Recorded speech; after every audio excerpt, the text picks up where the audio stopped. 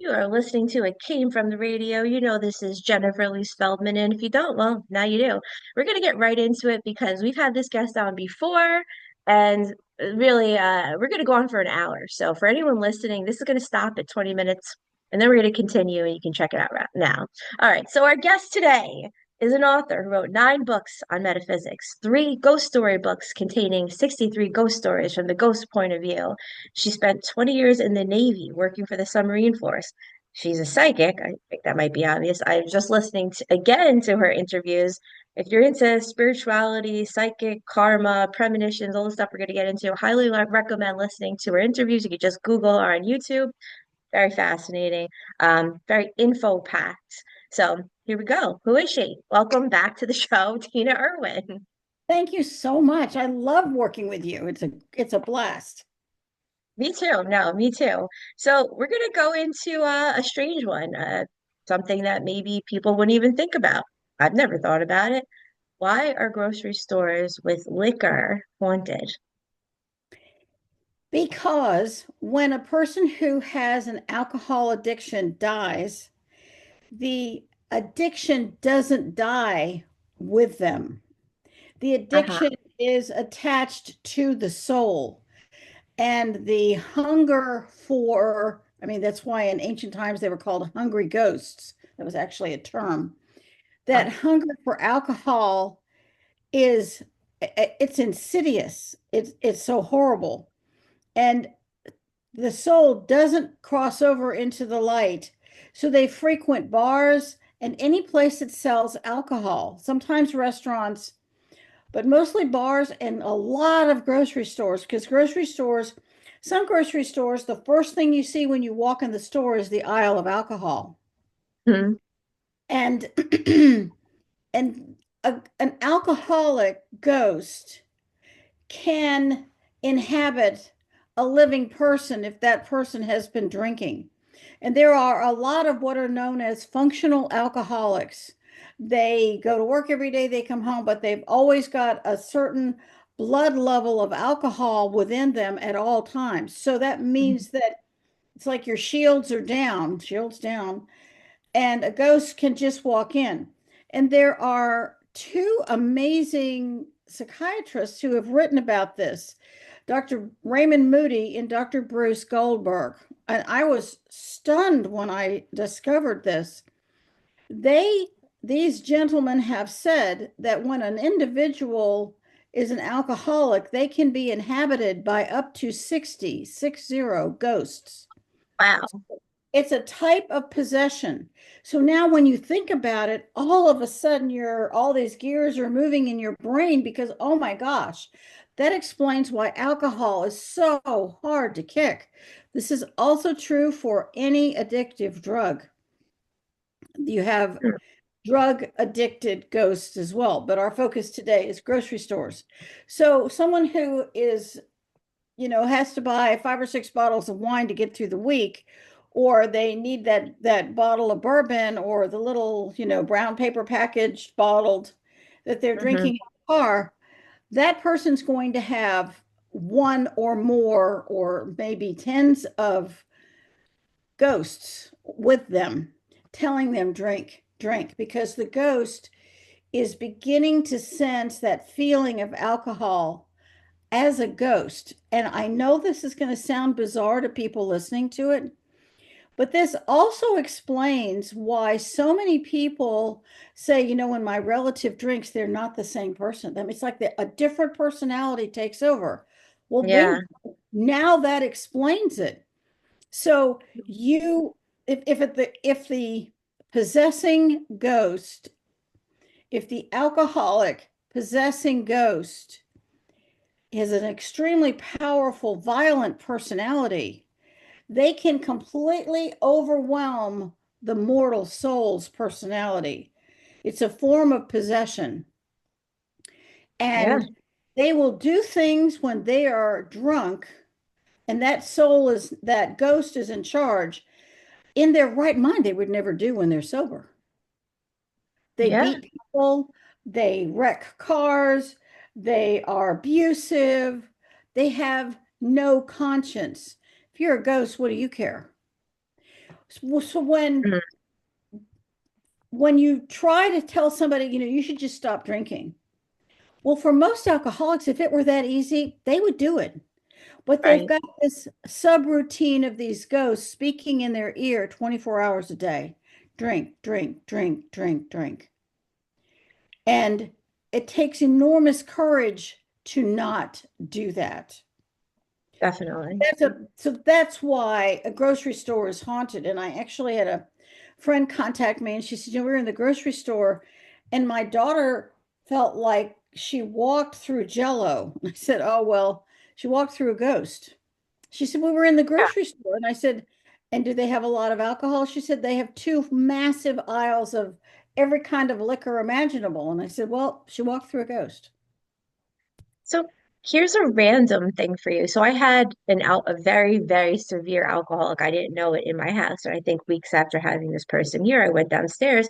I see all these empty bottles of alcohol. So for me, because I was still involved with this person recording podcasts, I'm like, well, I'm just going to move all my alcohol outside. I don't drink. I don't really have parties where I want people to drink much. So why don't I just move it to the garage? I don't know. I mean, that was just a protective thing, but for me, it just feels better just not having it in the house. Is there like anything safety, health related to keeping all your alcohol outside in the garage or far away rather than in the Have a basement? bottle of cooking sherry, which you add to your lobster bisque, or you make Right. rum cakes at Christmas. Having a couple of those in your pantry is not a big deal. It just isn't. But if you have cases of beer and you Hmm. have all kinds of this massive bar, you now have a vibration that is welcoming alcohol. And that is a lower vibration. Because if you're just cooking with it, the alcohol burns off. So you're not going to become alcohol addicted, you Right. know, with your lobster bisque for lack of a better term. Right, It right. or you're going to have a little bottle that it's cooking wine. It's not a big Hmm. deal. You're going to sear your meat or your chicken. Hmm. If you have a full bar, then you're inviting someone in. Right. And Okay. that's not something you want to do. And when you don't drink, I have a lot of friends who drink and Hmm. they can't even go through a lunch without alcohol. It's hard for them. And it's not up to me to judge that. But after 20 years in the military, having to sit down and tell someone that their 25-year-old is dead because of an alcohol incident Yeah. 2 days before you had, in-service training about the dangers of alcohol and drinking and driving. And now, a couple weeks later, you're sitting down with that mother trying to console her with her, about her dead child. Hmm. It happened to me. And I was 7 months pregnant with my daughter. And it was so awkward. And it was such a weird thing. In this particular case, the sailor was not known to drink at all. His Ah. mother spoke to him at midnight, and by 6 in the morning, he was dead. His blood alcohol level was through the roof, and he wrecked his car. It was a single car collision on a bridge. Oh, interesting. Okay. And as far as we were concerned, this bordered on murder, but I had Mm. sailors on their private time went to all the bars with his picture saying, was he ever here? Because the police said, well, it's just a single car accident. There's no crime. Right. To those of us who knew the sailor, there was something terribly wrong, but we were never able to resolve it. And I made all my military resources available to the mothers to talk to anyone in the facility. We're as baffled as you are, and we would like an answer. And we Right. never had an answer. I did send a sailor home to escort the body back to honor the sailor and to be there for the family. And Hmm. ironically, she knitted a, a baby blanket for me, which I still have. It's just hard. So if you've ever had to do that, and Yeah. in Italy, I had a guy who was drinking all day. He didn't work for me. He was in a different department. He had a head-on collision with a Mack truck. He had an Italian wife and 4 children. She spoke no English. It was a nightmare trying to help this woman. And All he could think of was one more drink, one more drink, one more drink when he got off watch. He was Wow. already tired. So having, and there are other experiences, people commit murder. There was a ship that near us where the supply officer murdered his wife in front of his children in a drunken rage. He's still in prison. Hmm. Hmm. So when you have those experiences, you realize that alcohol is not your friend and it's never going to be your Right. friend. Right. Yeah, that's how Why I feel about it. That's why in the crossing over prayer book, I have an entire section on crossing over someone who was an alcoholic and how to protect yourself from someone who is an alcoholic and prayers for them. There's an entire section on alcoholism and drug addiction Mhm. because they're extremely specific prayers. And I had a woman in India write to me and ask me to put that entire section together because her husband was an alcoholic and she was desperate. It's very funny that you say this. It's weird timing, or maybe it's not because this happens to me all the time. I'm thinking about something and then we record a show. Mark, the main radio producer, knows this. He hears it all the time. The last 3 days, I even wrote this as a Facebook comment. I really haven't been on Facebook much.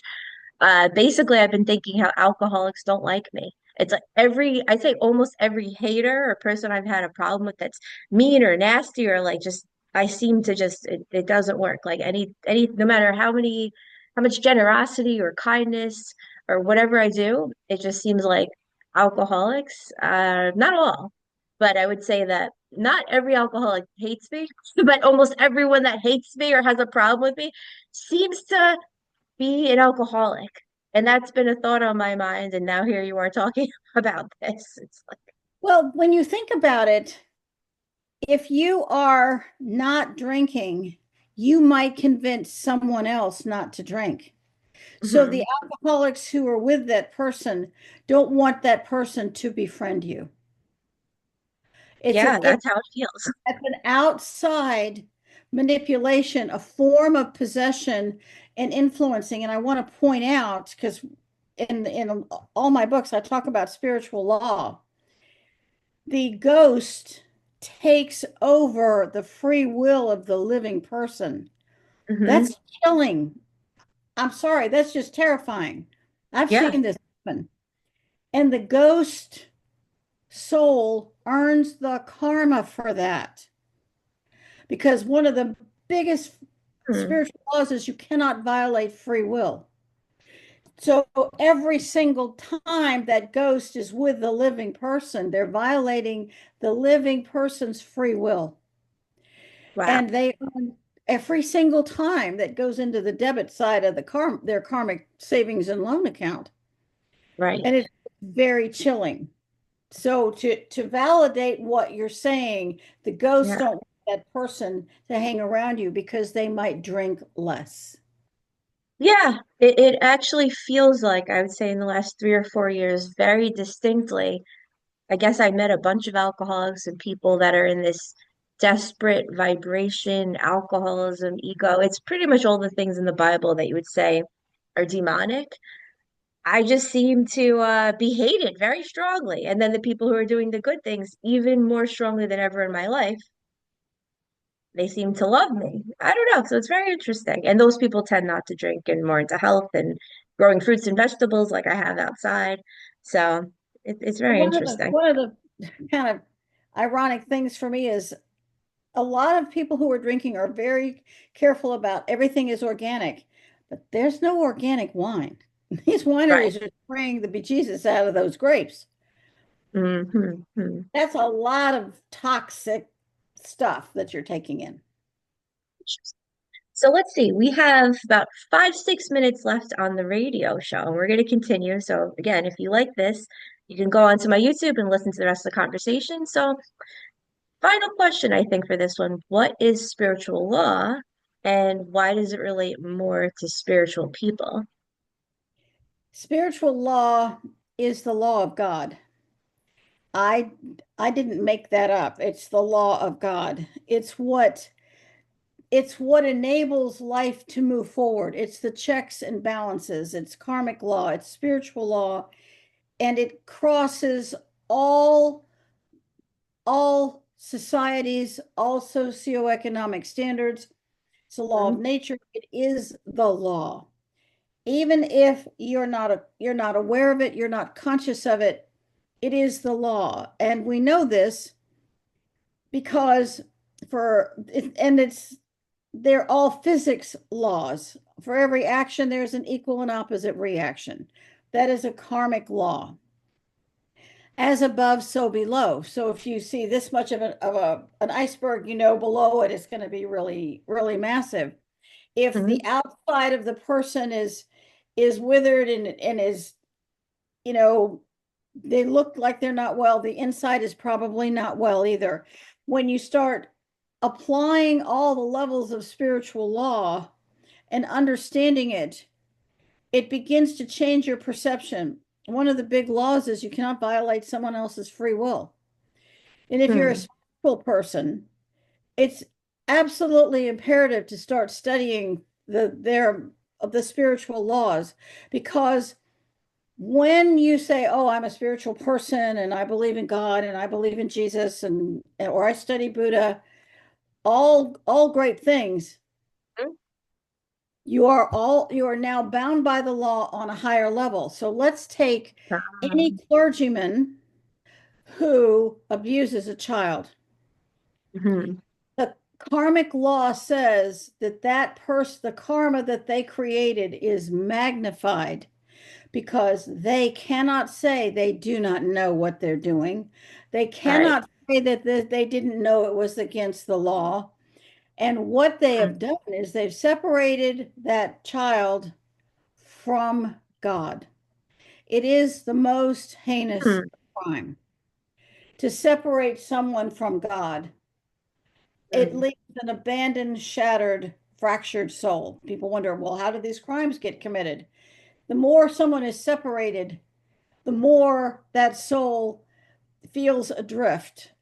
So if you're a spiritual person and Mhm. you are a believer in the divine, then you are held to a higher standard. Not because I say so, but because you're saying, "Oh, I'm a really spiritual person." Then you need to know what that means. And you need to know Right. the ramifications of how the law is going to apply to you. Yeah. Yeah, that's how I deal with people. Sometimes I joke around saying, "Oh yeah, I'm playing God." And it's like if someone didn't know, I won't feel such a way if they do something. But it's like if you knew and you knew in writing and you knew verbally and you knew there were signs and you still did it, I'm sorry, I don't feel so bad or it's worse. It's just worse. Because It's worse. you You knew knew. what you were doing, you know? So anyway, so we're gonna close out the radio portion. So Tina, can you just tell us, I think it's ghosthelpers.com, tell the listeners where to find you before we restart.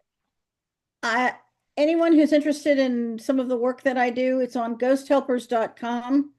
Mhm. And there are all 9 books are listed there with links directly to Amazon, and it's in all the formats, especially audiobooks. It's a really big thing right now, and all 9 books are audio. And it tells a little bit more about me. It has sections with free access to many of the prayers, including the crossing over prayer. And it enables people to watch some of the videos, especially the one, What Happens When I Die? Because we have a lot of people who are leaving right now, and it's a comfort to know what's coming next and how you can Yes. help them. So Yes. thank you, Kat, for having me on the radio portion of your show. I'm always Yes. grateful. Thank you so much. And I guess I'll just add on this. My dad's a dentist, so he has lots of files. He sees, I don't know, hundreds of patients a month. So I'll ask him a lot of times, what's going on in the world? What illnesses are you seeing? And he said he's seeing more sick people than ever, more people dying than ever. So that kind of corroborates. So whatever he tells me, it usually ends up on the news within like 6 months. Even COVID, he was talking about all the ailments in January, and then it happened, publicly in March. So on that note, we're going to close out and continue. Thank you so much, Tina Irwin. I'm going to listen. to at least one or two of her books because I want to, and I think I need to play a ghost removal prayer in this house. It's long overdue. So on that note, I'm saying it out loud so you can hold me. I like to say things out loud because then you can hold me liable for it, you know? All right, on that note, Fred, thanks for listening to It Came from the Radio and back to the studio for more with Mark Torres.